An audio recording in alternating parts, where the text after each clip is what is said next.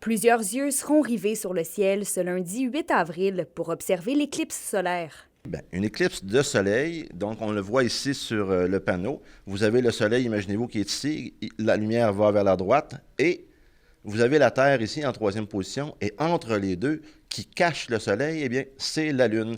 Et on voit donc la lumière arrive ici, elle est cachée, et au bout ici, le petit espace que là, c'est là que commence donc l'éclipse totale de soleil. En Abitibi-Témiscamingue, l'éclipse sera partielle, c'est-à-dire que le soleil devrait être couvert à 85 %. Mais ça ne paraîtra pas beaucoup au niveau de la luminosité, par exemple, parce que ça va diminuer tranquillement. Puis 15 de soleil, il fait encore clair. Au Québec, le dernier phénomène de ce genre remonte à plus de 50 ans, en 1972. C'est en partie ce qui explique la popularité de l'événement, mais selon la docteure Sobanjo, il faut toutefois prendre des précautions pour l'observer en toute sécurité.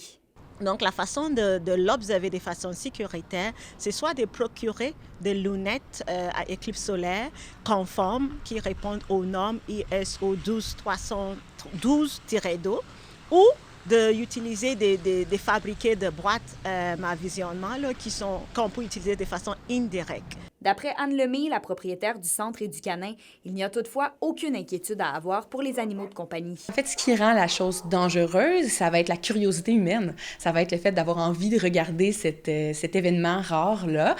Donc, les chiens, les chats n'ont pas vraiment ce réflexe-là là, et la curiosité d'aller regarder. Honnêtement, il y a peu de risques pour nos animaux au niveau de l'éclipse solaire. On vous rappelle qu'en Abitibi-Témiscamingue, les centres de services scolaires Lac-Abitibi, Rouyn-Noranda et Aricana ont choisi d'annuler complètement ou partiellement les cours pour la journée du 8 avril.